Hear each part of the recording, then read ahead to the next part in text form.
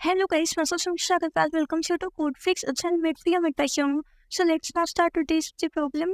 The problem today we have to solve as first non-repeating character in a string. So let's get into this problem.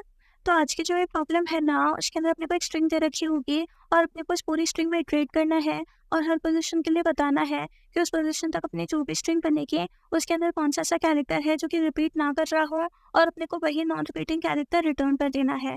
अब अगर अपनी कोई सी भी ऐसी string बनी जिसके अंदर एक से ज़्यादा नॉन रिपीटिंग कैरेक्टर है तो उसके अंदर अपन फर्स्ट नॉन रिपीटिंग कैरेक्टर को रिटर्न कर देंगे। और अगर अपने पास कोई ऐसी स्ट्रिंग बनी जिसके अंदर नॉन रिपीटिंग कैरेक्टर ही ना हो तो उस केस में अपन हैश रिटर्न कर देंगे। यही अपना सिंपल सा क्वेश्चन है। तो अगर अपन इस क्वेश्चन को इसी एग्जाम्पल से देखें तो इस एग्जाम्पल में अपने को स्ट्रिंग ये दे रखी है, अपने को उस पूरी स्ट्रिंग में इटरेट करना है और हर पोजीशन के लिए अपने को बताना है कि अपना ऐसा कौन सा कैरेक्टर है जो कि रिपीट ना कर रहा हो और अपन वही नॉन रिपीटिंग कैरेक्टर रिटर्न कर देंगे। तो अगर अपन इस पूरी स्ट्रिंग में इटरेट करें तो अपनी सबसे पहली पोजीशन होगी अपनी फर्स्ट पोजीशन।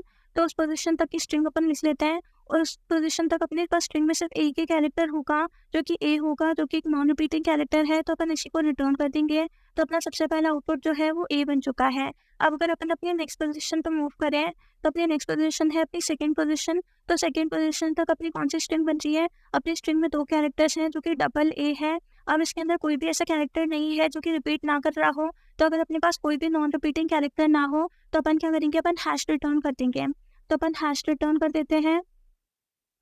फिर अपन अपनी नेक्स्ट पोजीशन पर मूव करेंगे तो अपनी नेक्स्ट पोजीशन कौन सी है? अपनी थर्ड पोजीशन। तो थर्ड पोजीशन तक स्ट्रिंग क्या हो जाएगी? Double A B.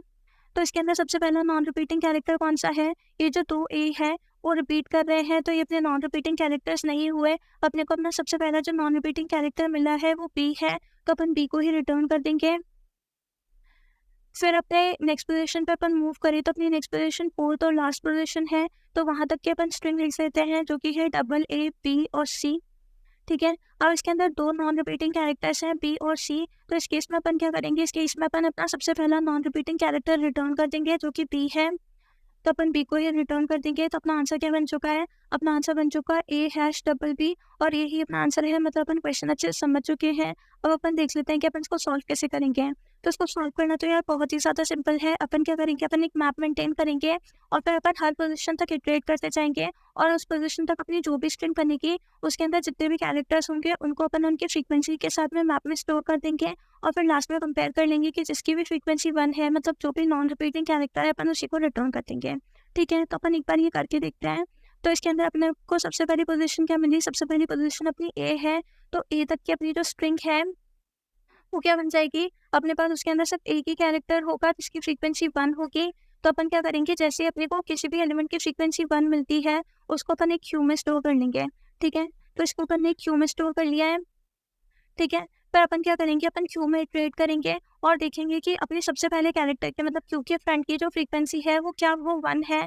तो अगर वो 1 होगी तो अपन उसी को रिटर्न कर देंगे। तो अपन ने ए को ही रिटर्न कर दिया है। अब इससे क्या होगा देखो मैं बताती हूँ। अब अगर अपन अपने नेक्स्ट कैरेक्टर पे मूव करें तो अपना नेक्स्ट कैरेक्टर क्या है? वो भी ए ही है। तो अपन क्या करेंगे? अपन मैप में ए की फ्रीक्वेंसी को क्या करेंगे? 2 कर देंगे। ठीक है। अब इस कैरेक्टर अपने पास मैप में सिर्फ एक ही कैरेक्टर है जिसकी फ्रीक्वेंसी 2 है और अपने को मैप क्यू में एलिमेंट कब डालना था? जब उसकी फ्रीक्वेंसी 1 हो। तो अपने पास अभी किसी भी कैरेक्टर की फ्रीक्वेंसी 1 नहीं है तो अपन क्यू में कुछ भी नहीं डालेंगे। अब अपन क्या करेंगे? अपन क्यू में इटरेट करेंगे और देखेंगे कि अपना जो सबसे पहला कैरेक्टर है क्या उसके मैप में फ्रीक्वेंसी 1 है? उसकी मैप में फ्रीक्वेंसी 1 से ज़्यादा होगी तो अपन क्या बोलेंगे कि अपना ये जो कैरेक्टर है वो एक रिपीटिंग कैरेक्टर बन चुका है। ये अपना कभी भी नॉन रिपीटिंग कैरेक्टर नहीं मिलेगा। तो अपन इसको क्या करेंगे? अपन इसको क्यू से एलिमिनेट कर देंगे। तो अपन इसको क्यू से निकाल दिया। फिर अपन क्यू का नेक्स्ट एलिमेंट चेक करेंगे बट अपनी क्यू एम्प्टी हो चुकी है। तो अपने को क्या पता चलेगा कि अपनी इस पोजीशन तक अपने पास कोई भी नॉन रिपीटिंग कैरेक्टर नहीं है अपनी स्ट्रिंग में। तो अपन क्या करेंगे? अपन अगर अपनी क्यू एम्प्टी होगी तो उस केस में हैश रिटर्न कर देंगे। ठीक है। अपन ने अपना ये क्यू का लॉजिक क्यों बनाया है? क्योंकि अपने को सबसे पहला नॉन रिपीटिंग कैरेक्टर रिटर्न करना है। अब लेट्स सपोज इधर ए के बाद में डी होता। ठीक है। ए के बाद में डबल ए नहीं होता तो अपन क्या करते हैं? ए की फ्रीक्वेंसी इधर 1 कर देते हैं, फिर क्या करते हैं? डी की फ्रीक्वेंसी भी इधर 1 कर देते हैं। तो अब दोनों ही कैरेक्टर्स की फ्रीक्वेंसी 1 है तो अपने को पता नहीं पड़ेगा कि अपने को कौन सा कैरेक्टर रिपीट करना है, रिटर्न करना है। तो इस केस में अपन क्या करते हैं? अपने पास सबसे पहले ए आया था तो अपन कि ए को ऑलरेडी क्यू में इंसर्ट करवाते हैं। फिर क्या बोलते हैं कि डी की फ्रीक्वेंसी भी 1 है तो डी को भी अपनी क्यू में इंसर्ट करवा दो। ठीक है। अब अपन देखते हैं कि अपने क्यू में ऐसा कोई एलिमेंट तो नहीं है जिसकी फ्रीक्वेंसी 1 से बढ़ के 2 हो गई हो, तो अपने पास कोई भी ऐसा एलिमेंट नहीं है। तो अपन क्या करेंगे, अपनी क्यू में एलिमेंट जो पहले आया होगा, मतलब अपनी क्यू का जो सबसे पहला एलिमेंट होगा, अपन उसी को रिटर्न कर देंगे, जो कि अपना सबसे पहला नॉन रिपीटिंग कैरेक्टर होगा। अब लेट्स सपोज बाद में वापस एक ए आता है, ठीक है, बाद में वापस आके अपने पास एक स्ट्रिंग में ए आता है, तो अपन क्या करेंगे, उस केस में अपन अपनी ए की फ्रीक्वेंसी को बढ़ा के 2 कर देंगे। तो उस केस में क्या होगा कि ए की फ्रीक्वेंसी जो है वो 2 हो चुकी है। अब अपना ए जो है वो नॉन रिपीटिंग कैरेक्टर नहीं रहा है, तो अपन क्या करेंगे, ए को हटा देंगे और उसके बाद अपना आंसर क्या आएगा, उसके बाद अपना आंसर जो है वो डी आएगा, क्योंकि उस केस में अपना जो सबसे पहला नॉन रिपीटिंग कैरेक्टर होगा वो डी होता। ठीक है, तो बट अपना अभी ऐसा कोई केस नहीं है, अपन इसी एग्जाम्पल को सॉल्व करके देखते हैं। तो अपन ने क्या किया था, अपन ने हैश को रिटर्न कर दिया था और अपनी क्यू एम्प्टी हो चुकी थी, क्योंकि ए की फ्रीक्वेंसी जो है वो 2 हो चुकी है। ठीक है, फिर अपन ने क्या किया, अपन ने अपना नेक्स्ट एलिमेंट लिया। अपना नेक्स्ट एलिमेंट क्या है, पी है, तो पी की फ्रीक्वेंसी अपन 1 कर देंगे अपनी मैप के अंदर, और जैसे अपनी मैप में किसी भी की फ्रीक्वेंसी 1 आती है, अपन क्या करेंगे, उसको क्यू में इंसर्ट कर देंगे। अब अपनी क्यू में अपन ने इटरेट किया, अपन ने बोला कि क्यू के फ्रेंड की जो फ्रीक्वेंसी है वो 1 है या 1 से ज़्यादा है, तो 1 ही है, मतलब पी अपना एक नॉन रिपीटिंग कैरेक्टर है, तो अपन उसको रिटर्न कर देंगे। ठीक है, अब देखो, अब वापस सी आया अपने पास, तो सी की फ्रीक्वेंसी भी अपन मैप में 1 कर देंगे, और क्योंकि इसकी फ्रीक्वेंसी 1 है, तो अपन क्या करेंगे, अपन इसको क्यू में भी इंसर्ट कर देंगे। अब अपन वापस क्यू में फ्रेंड से इटरेट करेंगे और अपन बोलेंगे कि क्या पी की फ्रीक्वेंसी 1 से बढ़ के कुछ और हो चुकी है, तो कुछ भी और नहीं हुई है, बी अपना नॉन रिपीटिंग कैरेक्टर है, तो अपन क्या बोलेंगे कि अपन अपना सबसे पहला नॉन रिपीटिंग कैरेक्टर रिटर्न कर देंगे, जो कि बी है। अब यही अपना सिंपल सा आंसर है, तो अपन क्या करेंगे, अपन इसी को रिटर्न कर देंगे। तो एक बार अपन इसका कोड देख लेते हैं।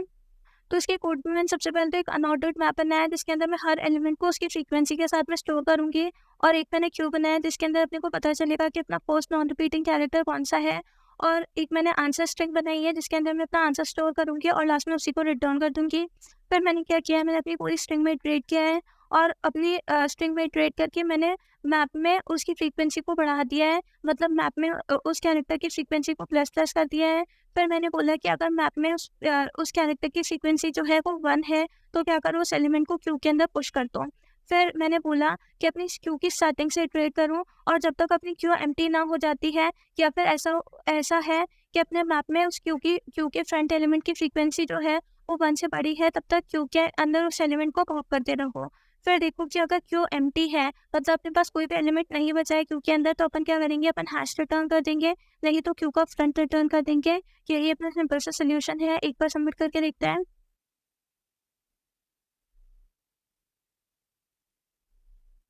तो हाँ, ये बिल्कुल सबमिट हो रहा है, मतलब एकदम एक्यूरेट सोल्यूशन, आप इसको बिल्कुल कंसिडर कर सकते हैं। होप आपको समझ में आया होगा। अगर आपको समझ आया, वीडियो पसंद आई, तो वीडियो को लाइक करें, चैनल को सब्सक्राइब करें, और अगर आपको कोई भी डाउट है तो प्लीज़ कमेंट बॉक्स में ज़रूर मेंशन करिएगा। हम आपका डाउट सॉल्व करने के लिए हमेशा प्रेजेंट है। Thank you so much, thanks for watching and next time.